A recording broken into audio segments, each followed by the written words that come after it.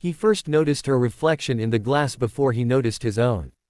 Outside the restaurant window, under the soft gold glow of winter lights, couples moved past like scenes from a life he no longer belonged to. A woman laughed with her head tilted back while a man tucked her scarf closer around her throat. Another pair stopped beneath the street lamp and kissed like the city had gone silent just for them. And there, only a few feet away inside the polished darkness of the window, stood his boss in a black coat and high heels, staring at them with an expression so raw, so unguarded, it looked almost painful. She did not look powerful in that moment. She did not look untouchable. She looked lonely. Then she turned toward him, stepped closer, and in a voice low enough to feel like it belonged to the night itself, she leaned in and told him he could have that too.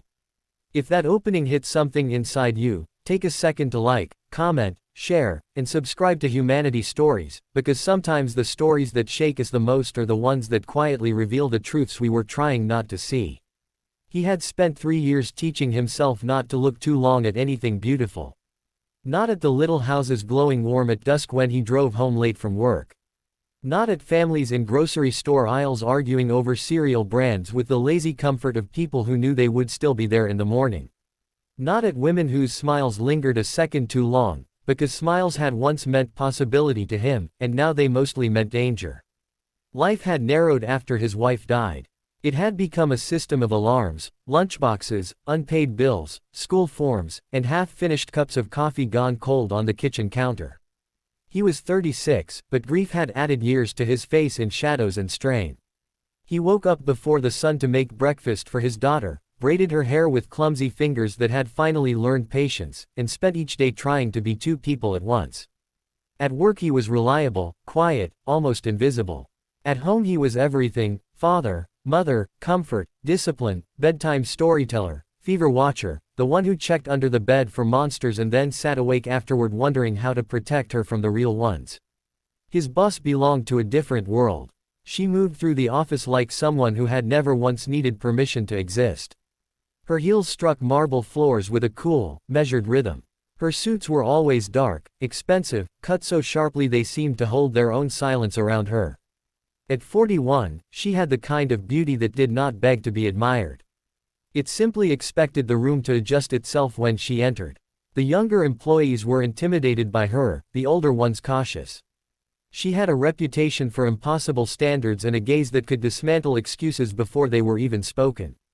He had never thought much about her beyond that. She was the kind of person you kept at a careful distance. She signed his performance reviews with efficient comments, called him into meetings with precise instructions, and rarely smiled unless it was the thin, brief kind that vanished before it could mean anything. But over time, he started noticing the cracks. Tiny things, almost too small to trust. The way she lingered by the office windows after sunset when everyone else had gone home.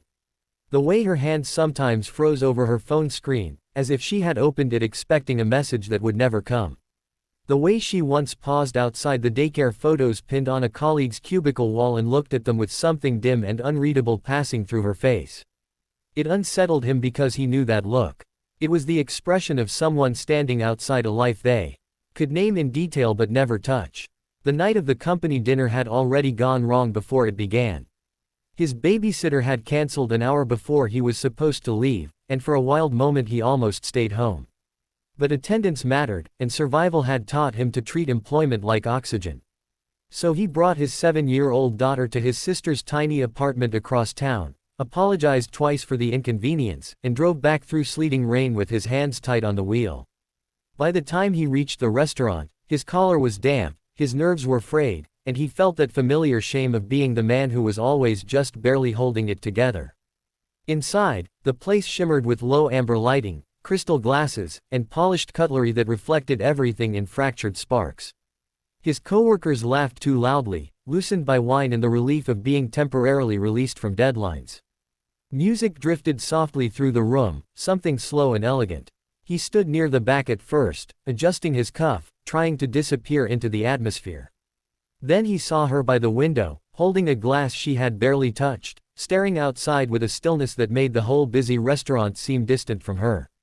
People moved around her, but she seemed separate from all of them, like a figure painted into the glass. He should have looked away. Instead, He followed her gaze. On the sidewalk outside, a young couple stood beneath a canopy of string lights while snow began to fall in thin white threads. The man brushed flakes from the woman's hair, smiling in that careless, open way only people in love ever smile. Then he kissed her. It was brief, tender, ordinary. The sort of moment most people would forget within minutes. But when he glanced back at his boss, he saw something in her expression that stopped him cold.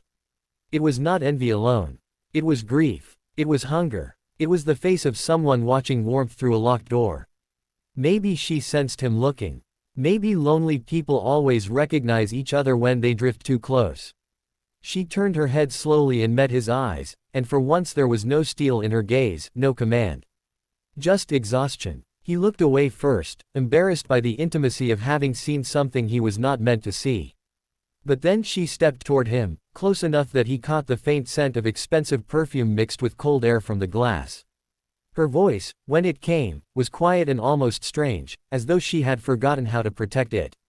She told him he could have that too.